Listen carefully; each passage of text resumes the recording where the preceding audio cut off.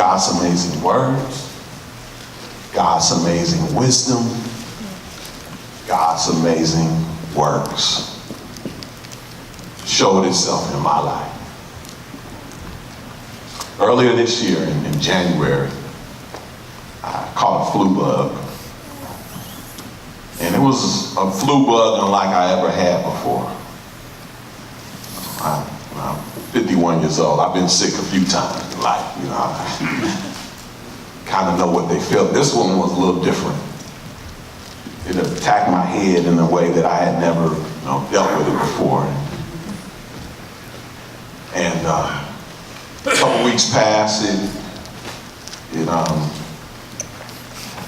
It seemed to have passed, but I still had these lingering symptoms.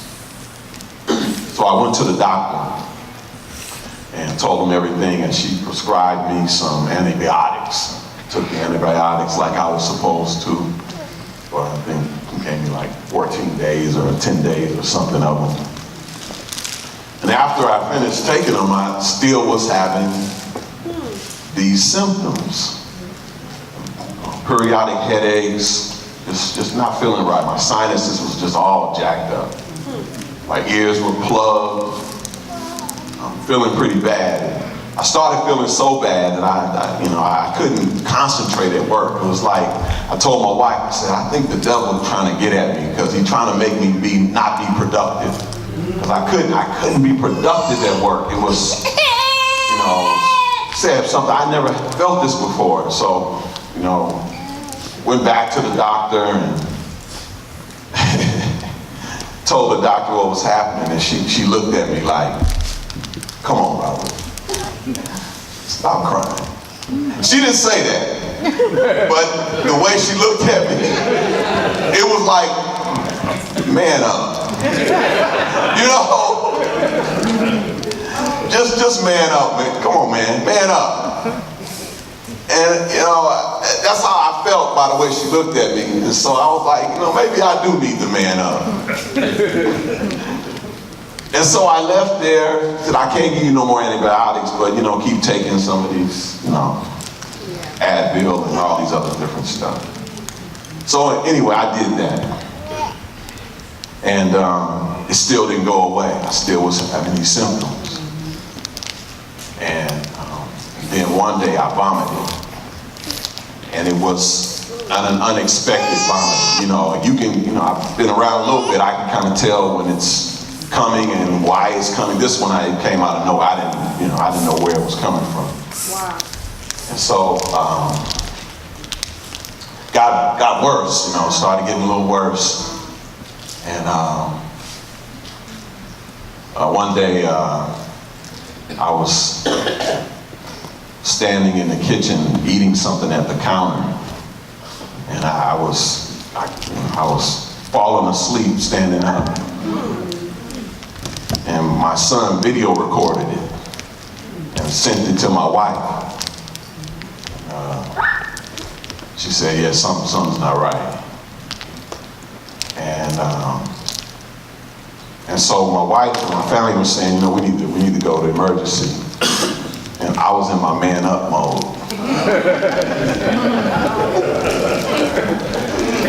I was like, I'm all right,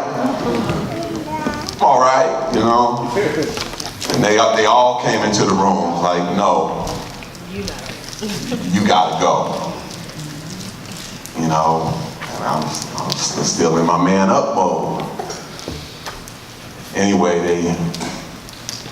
they loved me to the hospital.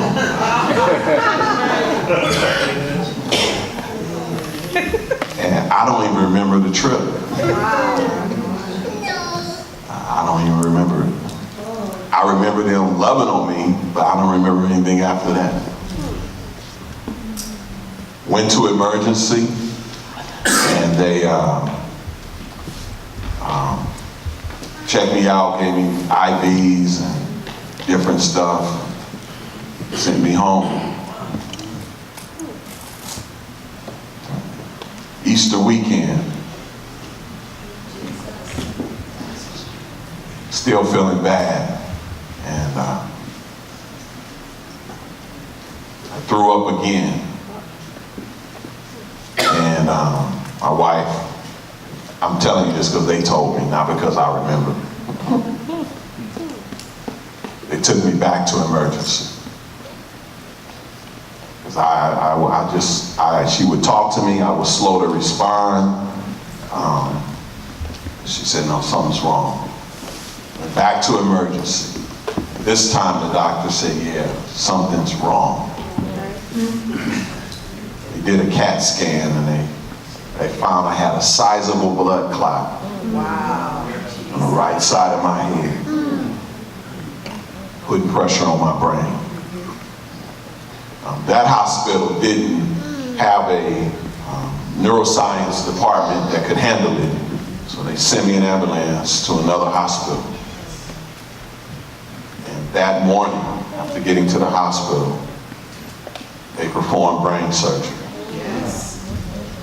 They diagnosed me with a subdural hematoma.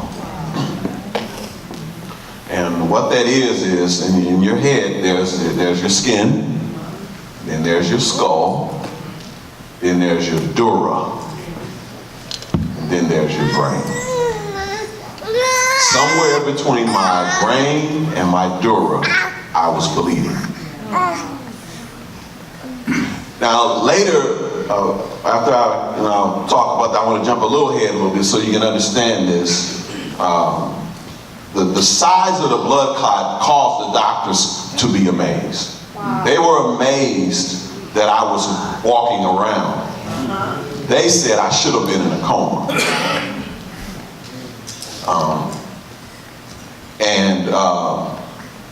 They were saying that it was asking, did he have any head trauma? Had no head trauma. It was like I had got hit in the head with a 90-mile-an-hour fastball. Fell on a motorcycle or something. Had none of that.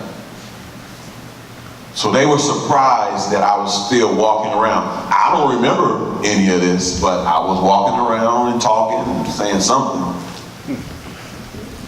So they performed surgery that morning.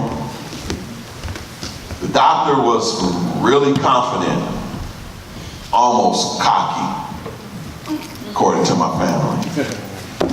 Yeah, we're gonna go in, we're gonna do this, we'll do that. And so they performed the surgery, came out, said things are good, we cleaned it up, we stopped the bleeding, and he's gonna be good. Later that day, same day, they did another CAT scan, and the blood was back. Had to go back into surgery a second time, brain surgery, the same day. Doctor not so cocky now, not so confident, but still thinking he can handle it. They did the surgery, did his thing, everything was good, he said. 2 days later, they did another CAT scan. The blood was back again. Wow.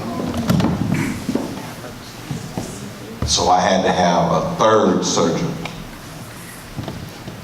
And now that cocky doctor, his head is down. And my wife was like, what's going on? They said, we don't know. We've never seen this before.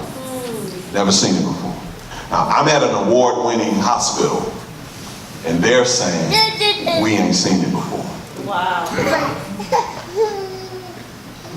So at this point, they say we're going to throw the kitchen sink at it. In between there, my son, he felt that he needed to get involved. He saw the doctor go from cocky to not so confident, head down. And so he approached the doctor. And he told the doctor, he said, Doc, I want you to know, this family here,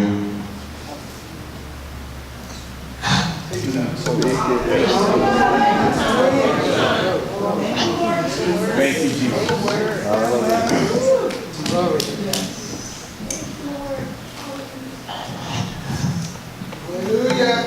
said, this family here, we believe in God.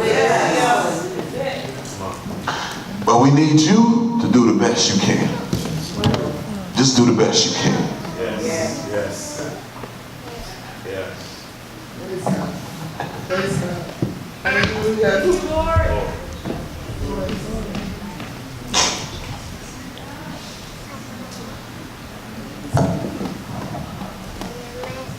Yes, Lord. So they threw the kitchen sink at me.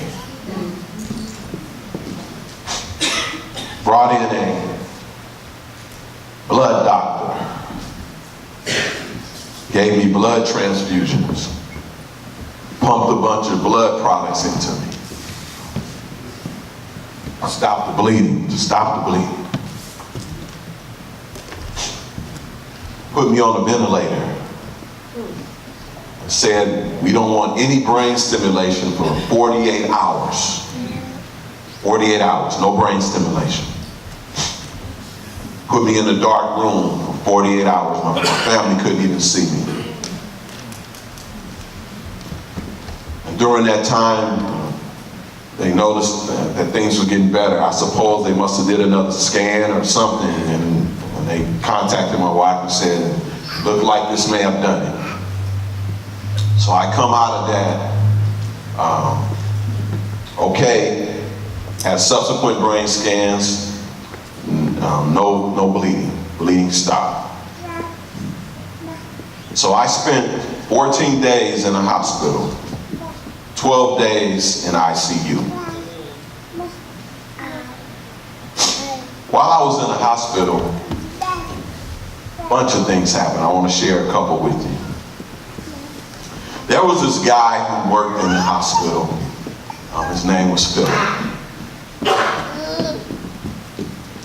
And Philip came into my room one day and said, Mr. Scott, how you doing today? I said, I'm doing good, Philip. How are you?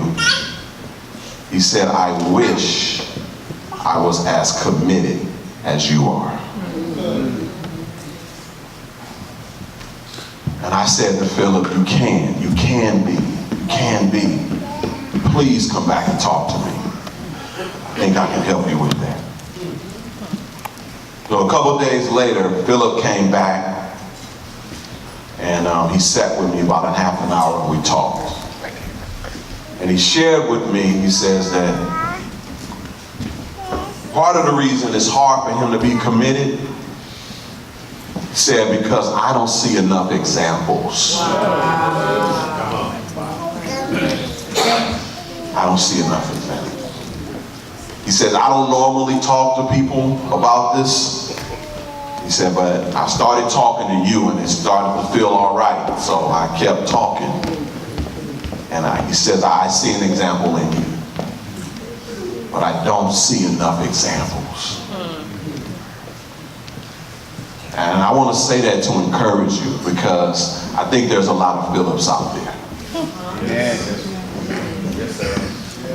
That just need to see more examples. Of people who are committed to God, the things of God, the ways of God. Committed. Committed life.